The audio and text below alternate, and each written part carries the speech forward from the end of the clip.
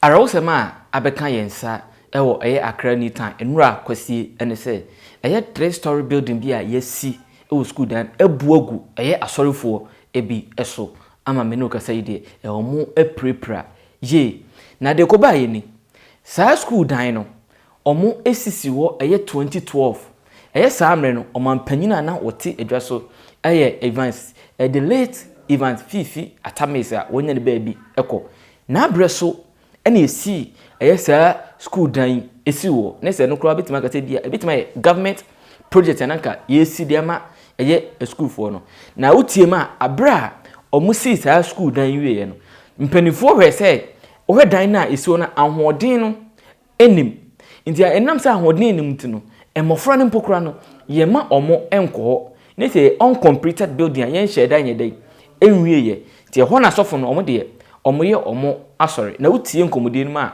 omo de omo asori no akwese mpaibo omo frefrem no okobo mpaye ne no omo ye no after church se bi omo pon asori na awie no na bi mo awiade omo aka akoho akobo mpaye ewo eho yenko hwe niema ekoso eno ebi wo so hwe video ya mama bi ehyemu a wutim se obre ye ema ade ode ye sanse ode ne nsa ede bo ede ma etonkra ma mu se obi eyedai ehye ho sa maame no nyame adom hwe video e kire ba ya na se yetimi eji maame no afiri abrana ohye ho enyo no ko a ngrofo bebre ya omo hye ho se hwe video so asofo no sofo a na wodi edom nanim a omobo empire no sofo no so nyame adom yetimi eji no afiri eye dan no amnanim mu enti nipa hudo bebre a sesi a me no kasa ide mpanifo akoso etimi aye rescue yi bebre edi afrim beti sam radio enyinya nanti ese obi ahwere ne nkwa anase nyame age ne nkwa afiri nsem nti mpanifo guso e bommodene beti se ombetimi ayi omo maka ni na ayede edi afiri eho panyino kopie mbu e muntaka aye interior minister kopie mbu ho enu achi no yesa ne yetemamufo no wona wote won bi edi nkomo yenko ni ngote interviews na eko le. Yes, sir. Thank you so much. The president is grateful. All of us are grateful for the sacrifice that you're making. Your Sunday quite has turned into a busy Sunday, but thank you so much. So you started the rescue there? Yes, please. So when we came in, police had already started transporting some patients to the MAAME hospital. By way of introduction, I'm sorry. I'm Senior Advanced EMT Sarkodie, officer in charge of KYEI North Ambulance Station. So before our arrival, police had already transported some of the patients that were rescued to MAAME. But when we came in, we have transported some also to MAAME 37 and police hospital, and NADMO has also transported some. We are trying to put the numbers together, so we don't want to give any number that is not accurate. Yes, please. So that is what we've done so far. Because the decision now is to see how much rescue we can have. Yes, please. Then you can compare the numbers. Yes, sir. How many did you take? How many did this person take? Yes, and sir. then it makes a lot of sense. Yes, and we have 8 ambulances. Okay. In addition to NADMO, we have 9 ambulances on standby. Yes. On site. Yes. Okay. And I can see the fire truck also is here. Yes, sir. And the fire rescue team are here. Yes, sir. And then the 48 engineers are also here. The Yes. police is also here. Yes, sir. So I want to thank all of you for the sacrifice. I mean, we really appreciate it. The promptness, the show of love and care. It's appreciated. Just pray that not too many people are trapped in there. And let's see how this goes. So maybe what our advice is that if you can call your center so that we don't break.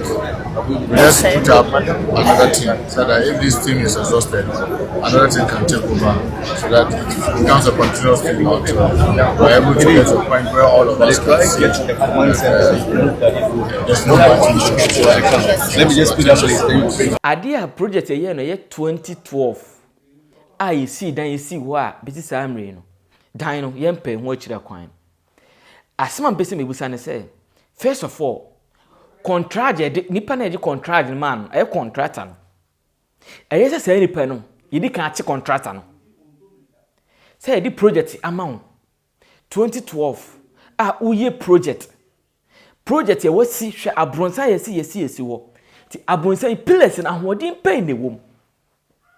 Nti sabi se wo si se omma momum kotena saa edan ni mu a wo saa contractor e beja wo dana sika sai ena wo de share contract ana se sika bai ena de ma wo di koti saa na we di si wo nti se first of all ye chi saa contractor no ena second nipa na wo de dan no se wo de rent o mo so wo de ma o mo mbɔ mpa ye wo ho no se school mpanifo se hwanyo se nipa no so na se yetimi che no evi se opese odi obi ewu se edan esi wo a okra dan wo ma school for okra mu nkomo nkosua de no ade ntina de komo obi ese omonko dina ase emo empire sofo no so no ewo mu se wo pira de nanso owi a ese aban to ne safre no anase ese abambofo etimi chi sofo no so se odi nkrofo ema enkwan koto asem akohye bibi sem se omomo empire se eyade a ka ade enura no se obia enni ho a ka menyine se de siye se obia prepare na ka emma efise nke siye no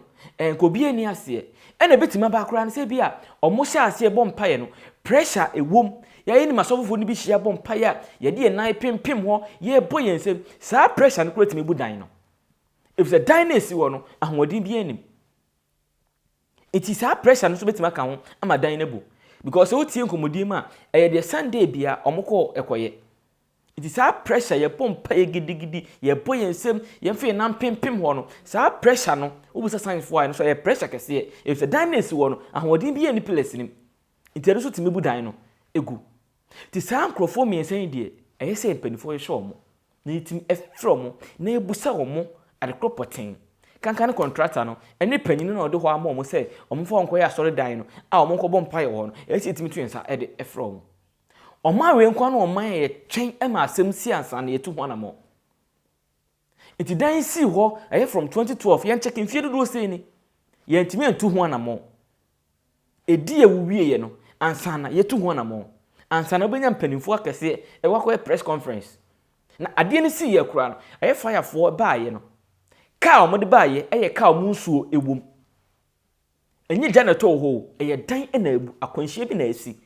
Eye yehia ka yibeti odi apagya eye pillars no ama mu aye like mu ada ho no ye fire service car na abisi wo de nsuo gum abra ye ma medumja na ka eja ne to ho a ke car ne besi wo a fire tender ne besi wo a ye beka ju se nsuo nim but we de nsuo wo ma yetimi da besi wo oman bai ene na mu sa no ye ko anase ye ba ye ni akande a yesi akade we de bia se akwanhye bi si se e bia edan bi ebu a yede babo ye ho ba yeni sa akade ni bi na hwe maame a wo hye ase a wo bre o show ni nsa wo bre e wo ho bra mo bre yanso no mu yi maame na firi ho atene ko fa katapila ba ye obe peja like where tie yin na ekoso wo man we mu yesire mpanimfo no se ade bia esi ho enye no hwe ne yam na anse ye nwie hwe ne yam na ani ewu anwie asana be ho press conference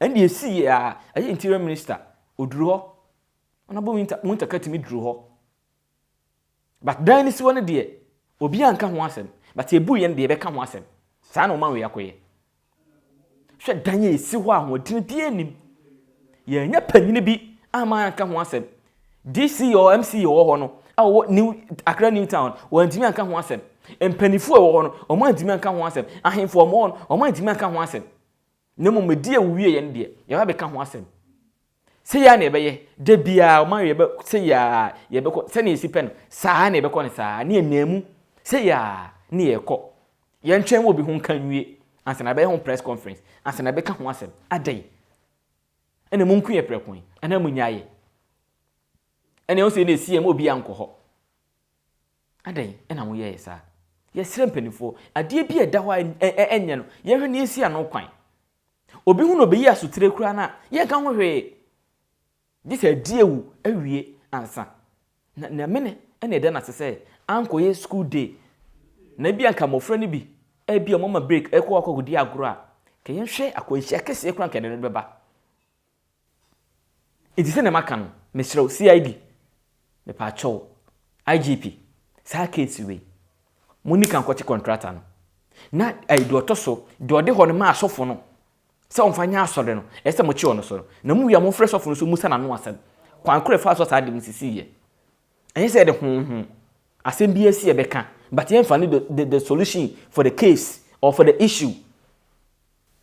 Yes, so benyansafo ye bu ne be yen kana sem hey 24/7 so subscribe it, like it, share, comment it. Ma foforo wona wonya bi nhwe no so enya bi enhwe mediane Breto Nana Safo Edu Kantanka Makram.